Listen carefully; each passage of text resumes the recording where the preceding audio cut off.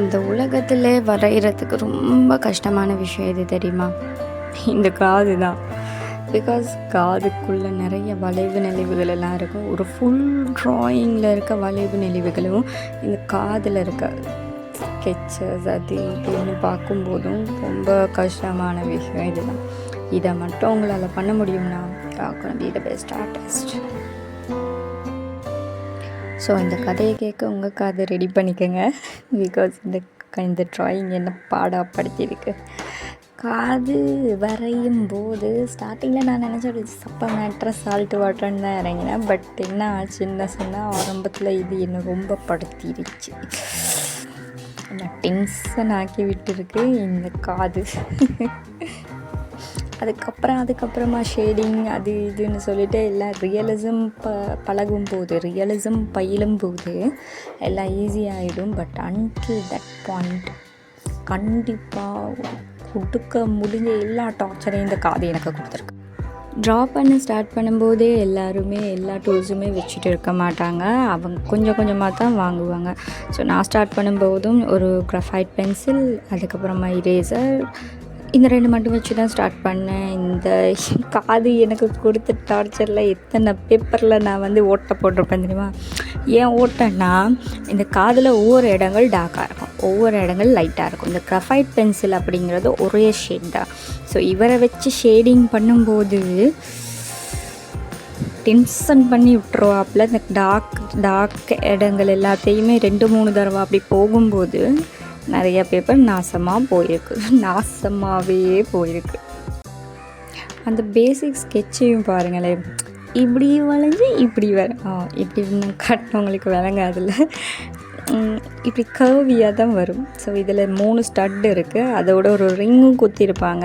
அந்த ரிங்கை நான் இன்னும் ப்ளேஸ் பண்ணலை. என்ன சொன்னால் இதில் ப்ளேஸ் பண்ண மாட்டேன். பேசிக்கலி எனக்கு அதில் மேலே வர ரிங்கு அவ்வளோவா பிடிக்காது.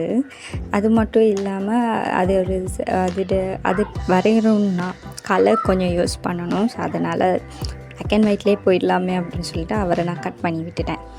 So this is the basic sketch. அதுக்கப்புறமா சார்கோல் தலை இது. ஸோ சார்கோல் யூஸ் பண்ணி இவரை கலர் பண்ணிக்க போகிறேன். டார்க் ஷேட்ஸ், டார்க்கான இடங்களுக்கெல்லாம் சார்கோல் இஸ் த பெஸ்ட் ரெமெடின்னு சொல்லுவேன். பிகாஸ் சார்கோலை மாதிரி அந்த டார்க் பண்ணுறது, ஷேட் பண்ணுறது, இந்த மாதிரி விஷயங்களுக்கு யாரையும் யூஸ் பண்ண முடியாது. அடுத்ததாக ப்ரஷ் எடுத்து பிளெண்ட் பண்ண போகிறேன். சார்கோலை ப்ரஷ்ஷால் தான் பிளெண்ட். நானும் முன்னாடியெல்லாம் சாக் எப்படி யூஸ் பண்ணுவோம், நம்ம பேஸ்டல் யூஸ் பண்ணுவோமே, அது மாதிரி தான் சார்கோலை யூஸ் பண்ணிகிட்டு இருந்தேன். அதுக்கப்புறமா தான் இந்த மெத்தட், இதை இப்படி பிளேடால் வளைச்சி இந்த மாதிரி அது என்ன சொல்லுவாங்க, பவுடர் பண்ணி அந்த பவுடரை ப்ளஷ்ஷால் இப்படி ப்ரஷ்ஷால் இப்படி எல்லா இடத்துக்கும் பரப்பி விடும்போது வேறு லெவலில் இருக்கும். அதுக்கப்புறமா நீடபிள் இரேசர், இந்த பிளெண்டரை யூஸ் பண்ணி லைட் ஷேடிங்ஸ் எல்லாம் கொடுத்துக்கிறேன். அதோட ஹெச்பி பென்சிலால் இந்த டார்க் ஏரியாஸ்க்கு, இப்போ நம்ம ஆல்ரெடி சார்கோலால் கலர் பண்ணியிருக்கோம்ல, அதுக்கு மேலேயால் ஹெச்பி பென்சிலை போடும்போது இட் வில் பி லைக் அந்த டார்க் ஷேட்ஸ் எல்லாம் டார்க்கிஷாகவே வந்துடும், அழகாக வரும். இதுக்கு நான் HP 10 பென்சிலை யூஸ் பண்ணியிருக்கேன். இதை நான் இந்த இடத்துல பதிவு பண்ண விரும்புகிறேன். பிகாஸ் HP 10ங்கிறது தான் darkest of HP colour. So இந்த டார்க் ஷேட்ஸ்க்கெல்லாம் HP 10 தான் யூஸ் பண்ணியிருக்கேன். HP 10 நான் நிறைய யூஸ் பண்ணுவேன் நிறைய இடங்களில். அதை அடுத்தடுத்து நான் சொல்கிறேன் என்ன மாதிரின்னு. உண்மையை சொல்லணுன்னா அந்த காதை பெரிய லெவலில் பெரிய சைஸில் வரைகிறது ரொம்ப ஈஸியான விஷயம் compared to the small size years.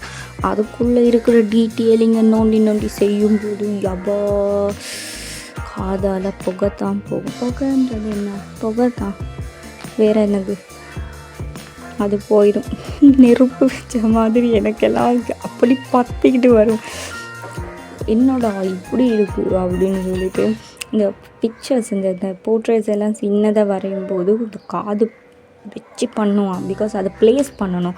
மூக்குக்கும் கண்ணுக்கும் நடுவில் தான் இந்த காது சரியாக ப்ளேஸ் ஆகணும். அது சின்னதாக வரவும் கூடாது, அந்த சைஸுக்கு வரணும். ஸோ அதெல்லாம்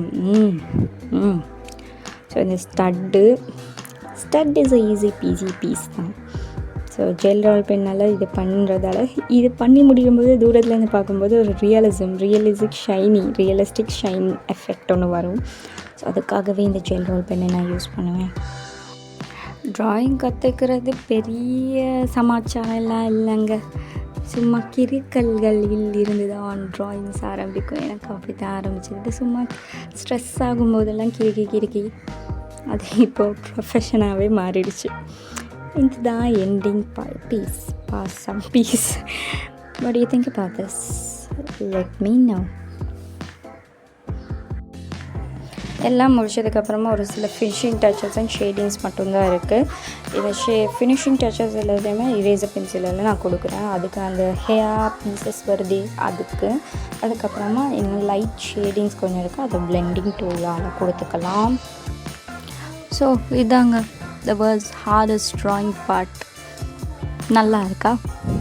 I hope you like it. உங்களோட தாட்ஸையும் கமெண்ட்ஸில் சொல்லுங்கள். இவ்வளோ நேரமாக என்னோடய கதையை காது கொடுத்து கேட்டதுக்கு ரொம்ப நன்றி. பாய்.